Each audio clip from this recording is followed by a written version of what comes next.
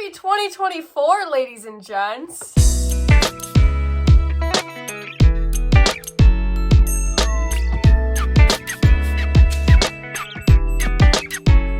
I know I've posted videos since 2024 has began. I realized you're probably all sitting there wondering, Greta, where is the year-end 2023 reading wrap-up? Good question, because here it is! Okay, if you can't tell, I'm a little sick right now. My voice is not great. My hearing is not great. We're gonna get through this as best as we can, starting with the books that I hated this year. The books that I think you should absolutely not read. First one is Not If I Save You First by Allie Carter. It just was bad. I don't remember a single plot point from this book, which is probably not a good thing. The Gospel Comes with a House Key by Rosaria Butterfield. She has since undone a bunch of the stuff that she has said in this book, which makes you wonder how sincere it was. She's gone back and been like, I actually don't think that anymore, which it's okay to change your opinion, but it makes this book seem a little insincere. Mary Shelley's Frankenstein. Oh, I had to read this for school and everyone was like, oh, it's so good. It genuinely wasn't. It was just kind of weird, and not weird in a camp way, weird in not exactly what I want to be reading. Next book is Opposite of Always. This was the first book that I read on my Kindle. I just don't think it was that good. I just thought that the novelty of reading it on a Kindle was fun. Next one is Gilgamesh, which is Sumerian ancient text. It's just a little strange. I did not glean any information from this book that I find useful for my life in any way, nor did it provide any entertainment value. Next one is Face on the Milk Carton. I picked this one up at Half Price Books because I was like, ooh, it's a banned book. That's interesting. I'm very anti-censorship. Support not censoring or banning books. But I don't think this book should have been banned. It wasn't appropriate in any regard. It was just poorly written. The next one is Awkward. Let me relive my elementary school days and read a graphic novel. It was not great. Roller Girl. Remember loving this when I was younger, and so I picked it up from Half Price Books because I was like, reliving my childhood. I don't know why I liked it. It wasn't that interesting. In fact, the main character was super annoying. The next one is They'll Never Catch Us. I just don't recommend. It's about these two sisters. They are both really good cross-country runners, but it was clear that the author did no research into cross-country when she wrote this book. Everything in it was just factually incorrect. And as someone who's pretty invested in the running world, it was just nails on a chalkboard when I was reading it because it was just so incredibly bad. Next one is The Midnight Library by Matt Haig. I know this was one of Book Talk's favorite books for a while, and they're like, oh, it's so emotionally wow. It wasn't though. I think I just don't like books that take place in England. Main character was annoying. She just played the victim all the time. Next one is Red, White, and Royal Blue. I read this in school. Next is Everything by Nicola Yoon. I read it in middle school, and it was kind of the book that got me into reading. Ew. It's a quick read. I will say that. There's not much text on the page. Don't recommend. And to relive my childhood, I got these two Raina Telgemeier books. They were fine. I recommend them if you're under 10 years old. I read Geekerella. I remember reading the plot and I was like, oh, this sounds kind of cute. No. I don't even remember the plot of this. The author tried to create this lore for this fictional TV show, but the lore was so confusing. Last chapter was just the script of the TV show. The author created it in her head, and no one was like, oh, sweetie, this doesn't make sense. They were just like, you go, girl. Next is The Authenticity Project by Claire Pooley. Again, the characters just don't take accountability for their actions. They're just annoying. Next is This Is Where It Ends. I literally was looking through my year in review of books, and I saw this on, and I was like, I didn't read that. What am I even talking about? And then I realized I did read it, and I don't remember any of it. Next is Paper Towns by John Green. Listen, ladies and gents, I know last year I said I was never going to read a John Green book again, but I was like, you know what? Maybe I was too hard on him. Maybe I can give him another chance. I sent a picture of me reading it to my friend. My friend was like, Greta, you swore that you were never going to read a John Green book. I was like, you're right. I did say that. And I remember why I don't read John Green books. Don't read John Green books is what I'm learning from this. Ew. Okay, the last one, this is going to be controversial, but The Ballad of Songbirds and Snakes. Lucy Gray Baird got on my nerves. I was Coriolanus Snow. I would have dipped way sooner. He can do better than her. I understand why he became the tyrant he became, because he had to deal with her all the time. I will not be seeing the movie. Okay, the next tier is books that I'm not like discouraging you from reading, but I didn't think that they were that good. Starting with The Silent Patient. This was like so popular on Book Talk a few years ago, and I finally got my hands on a copy, and everyone was like, the plot twist. The plot twist was not that good. I don't want to spoil it in case you decide to read it, but it was not good. Next is Two Can Keep a Secret. I thought this was one of this author's better books, but not necessarily like a great one. Everyone loves this author, but me personally, like, she's just not quite my style. Like, teen thrillers just don't really do it for me. If you've seen my last video, you know that I'm a thriller girly, but these just are not the thrillers that I'm into. The next one is Perks of Being a Wallflower by Stephen Chbosky. I remember I wrote my review for this book and I said, like, I don't think I'm depressed enough to understand this book. And I stand by that to this day. I think I have too much serotonin in my brain to understand or like this book. The next is Leviathan by Thomas Hobbes and The Second Treatise of Government by John Locke. Like, these were good, but I'm not gonna like recommend them to people. It's like, Greta, I need book recommendations. I'm not gonna be like, Second Treatise of Government and Leviathan. The next is Nothing More to Tell, another Karen McManus book. I had a need and I fulfilled it in reading a book. I'm not going to recommend this one. The next is They Both Die in the End. I have not returned this book to the library yet, and I really need to, because I'm pretty sure this is like a year overdue, which is really embarrassing. It wasn't that good. Next is If the Shoe Fits by Julie Murphy. I read this during spring break. It was good. I just don't want to recommend it to people. Like, it wasn't great. The whole point of it is like she's Cinderella, like she's the unlikely candidate to be on this like reality dating TV show. The next is Why Not Me by Mindy Kaling. I bought this during spring break. Over spring break, I read 7 books in 7 days. I was eating up these books. Like, I enjoyed every single one that I read, but not all of them made it on like my top books of the year.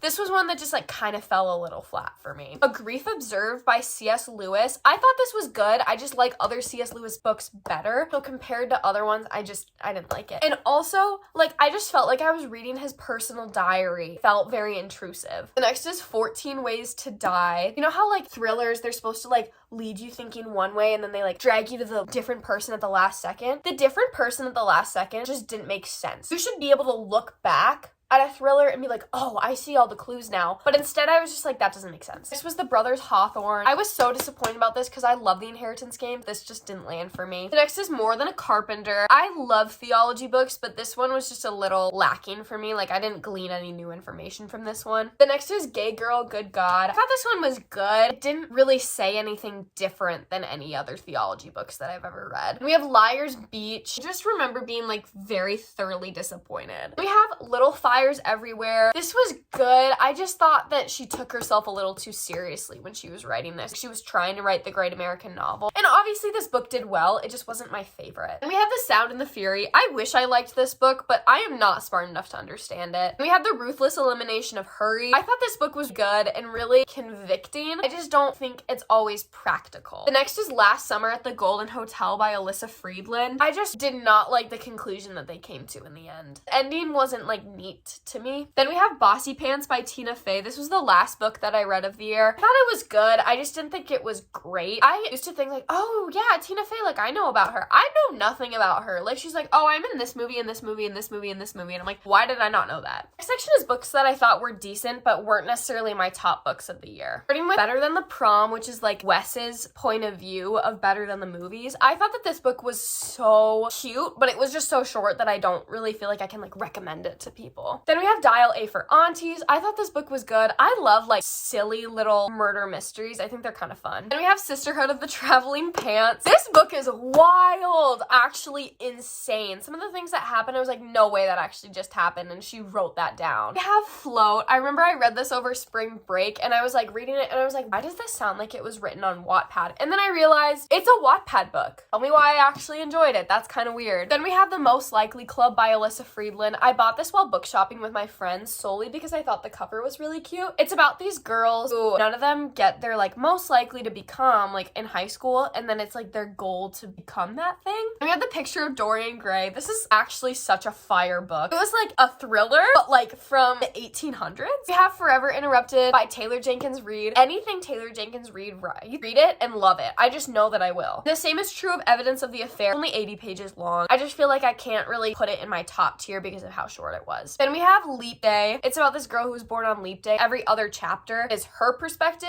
and then like what's actually going on. We have The Counselors by Jessica Goodman. And I thought it was really good, but I did guess who the killer was, and I don't like when I can guess it. The next is Me Before You by Jojo Moyes. I thought this book was so good. I did cry at the end, and I'm not an easy crier during books. And then we have Lion and Lamb by James Patterson. I thought this book was really good. I thought the romance could have been a little bit better played out, so that's why I didn't quite crack my top tier, but I thought it was good. And we have Happy Place by Emily Henry. I wanted it to be a little more lighthearted. There's a spoiler warning. You cannot just quit your residency 1 year from being done to become a potter. You're gonna give up the hundreds of thousands of dollars you spent in med school to turn your little pottery wheel around. Last book in this section is The Last Thing He Told Me. I thought this book was really, really good. I just don't think it was as good as other people say it was. And the last section, these are books that I'm literally begging you to read, like with my whole soul. These books are so incredibly good. First is Flipped by Gwendolyn Van Draenen. This book is genuinely so cute, and the messages are so deep. Like, it's a kid's book. It tells you how you're supposed to treat the person that you're interested in. Honestly, I needed to read this earlier. The next two are the second and third book in the Summer I Turned Pretty series. I read the first book at the end of last year and these two at the beginning of this year. I love this series so much with my whole heart and soul. We have The Cheat Sheet. This book is so good. And we have Better Than the Movies by Lynn Painter. Literally love Lynn Painter. I'm a Lynn Painter-aholic. The build-up is so good. Oh,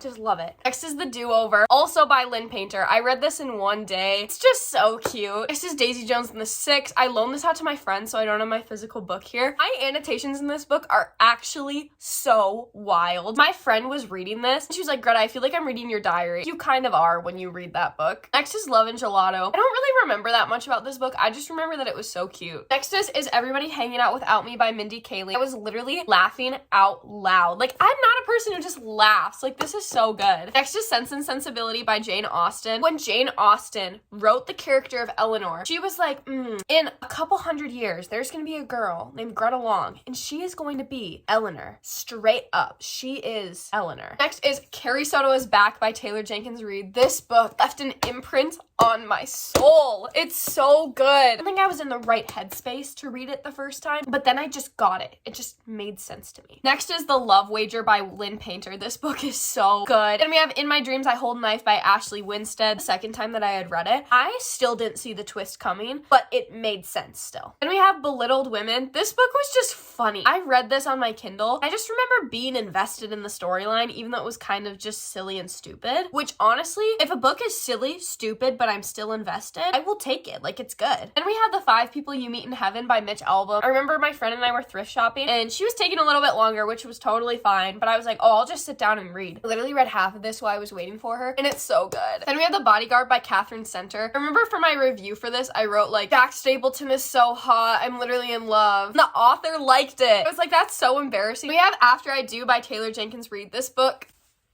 every time I think about this book, like, I just get a little choked up. So sweet. I can't. It was so good. I remember I was reading it while I was at work, filmed a video of me reading this one line, and then I flipped the camera around and I'm like crying. We have Five Survive by Holly Jackson. I read this in a hotel. Our basement was flooding. We couldn't live at home. Pretty much all I remember about it, but I remember liking it. We have I'm Glad My Mom Died by Jeanette McCurdy. The rumors are true, and this book is so good. Like, I can't even put it into words. We have Maybe in Another Life by Taylor Jenkins Reid. I read it over Thanksgiving. Literally so good. And we have The Great Gatsby. There's this lyric in like a Phineas song that I didn't understand until I read this book, where he's like, your eyes are a shade of green that if F. Scott Fitzgerald ever saw it, it would make him cry. I love this book. It's so good. It's so nuanced. Then we have Line in the Deep. I really liked this book. Murder mystery on a cruise ship, which was kind of cool. We have Dear Sister. This is literally a children's book. My mom got it for me and my brother a couple years ago when my brother went to college. It's so cute. It's so sweet. Into words how much this book means to me. Then we have The Prince and the Apocalypse. I just read this on my Kindle expecting it to be kind of dumb. There was like this plot twist at the end for the second book. And why am I excited? Why am I looking forward to it? And we have Just My Type. I thought this book was kind of cute. It reminded me of When Harry Met Sally. It's like these two writers have to like write articles about each other. Or secretly not, but they secretly are. It was really good. Then we have This May End Badly. It's about these two like rival boarding schools. One all girls and one's all boys. They're like fighting with each other and they have a prank war. There's like fake dating. There's just so much going on. It was so chaotic, but in like the best way possible. We have People We Meet on Vacation by Emily Henry. I did jump on the Emily Henry train this year, and this book was so